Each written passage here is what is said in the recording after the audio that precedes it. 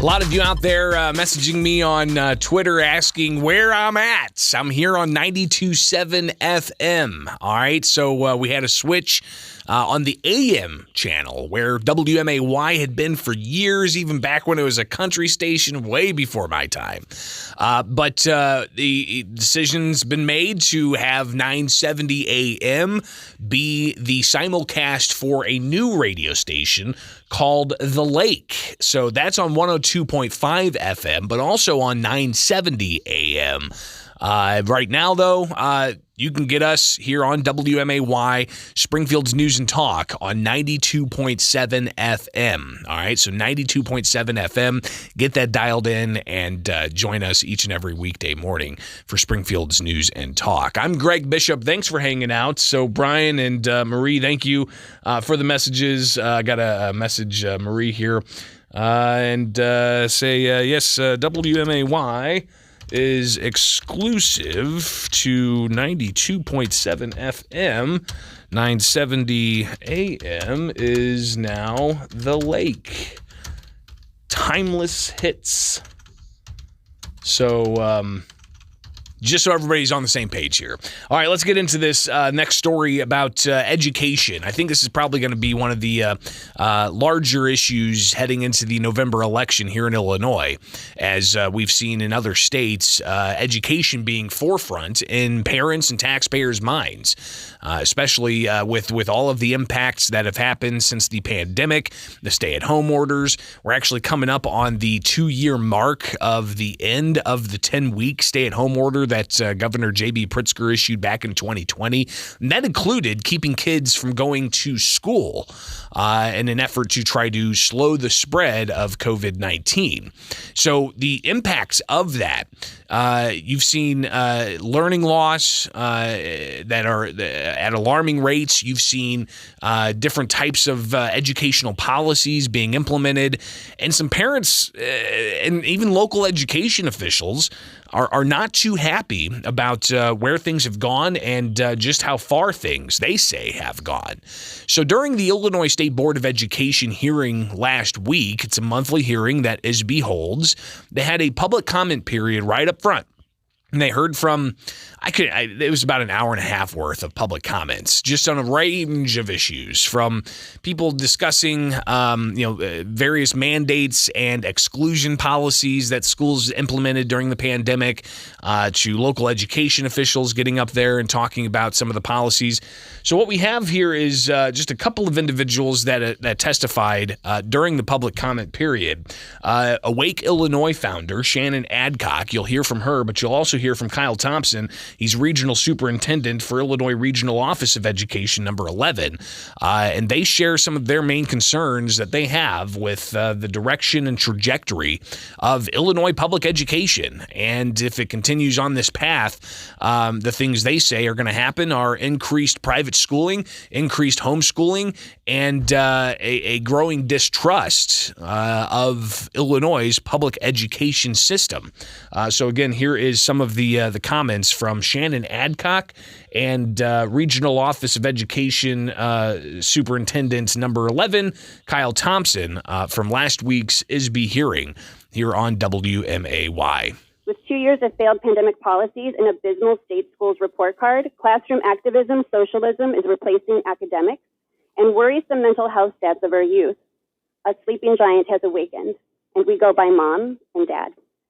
The war you are waging on our children was proven in court to be unlawful, and I argue it is evil. Awake Illinois calls on all candidates for the Illinois General Assembly to sign the following commitment in the support of a bill that shall allow parents to take their children's taxpayer-funded education dollars to the education providers of their choosing, whether public or private, require adoption of procedures that reinforce the fundamental right of parents to make decisions regarding upbringing and control of their children, prohibit classroom discussions, including but not limited to teaching minors how to consent to sexual activities, showing highly explicit sexual material, 30 seconds. Discussing staff sexuality, sexual experiences, and/or teaching sexual orientation or gender identity in the classroom. Require Illinois public schools to provide parents with an annual curriculum transparency report, and prohibit Illinois public schools from teaching inaccurate and false history in classrooms.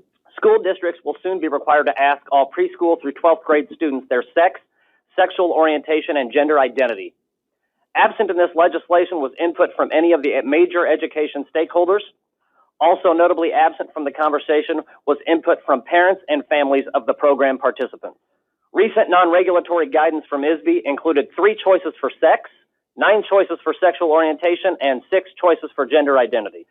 ISBE recently notified educators that it will postpone the implementation of this requirement until the 23-24 school year. Citing case law, ISBE is concerned because parents have the right to access their children's educational records. Let me say that again.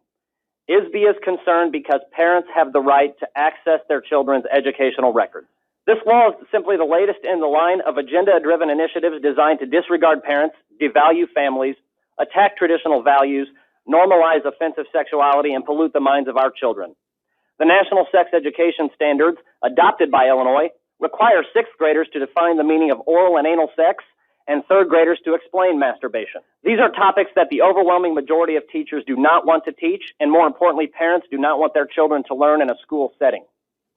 While some of these laws have opt-outs, many parents are not aware of that opt-out, and teachers who have moral objections to teaching these requirements are not given the choice to opt out. Teachers are fleeing the profession in record numbers, with each passing year, and being forced to teach against their values is a major reason why. We have to stop driving our teachers from the classroom and remove them from the center of these politically charged topics that have no place in our schools. Stop attacking our school districts. Stop attacking our families. Stop attacking our children. So again, that was just a few of the public comments. Others, including parents that were just representing themselves, raising issue about exclusion mandates when it comes to COVID-19.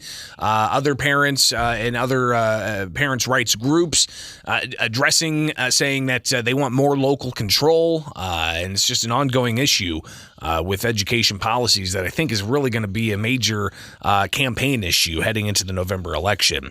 While you've also got this national story about the National Education Association and only 5.4% of their revenue that they get from teachers who pay dues into this national union.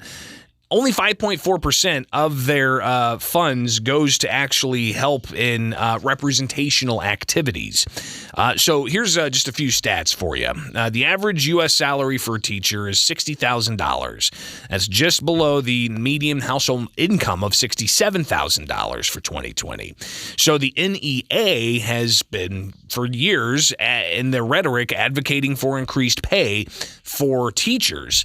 But when you look at some of the filings, in particular an LM2 report from the Department of Labor, the NEA spent only $32 million, or about 8.5% of its total revenues, for representational activities. So $588 million from all sources, $32 million, about 5.4% going to help pay for representational activities. Meanwhile, you've got 344 NEA employees making more than $100,000. Nearly 1 in every 5, many of them, make twice or 3 times as much as the national average teacher salary. 45 NEA employees make more than $200,000 annually. And you've got even the president of the NEA making $431,000 in total compensation, including $345,000 in salary.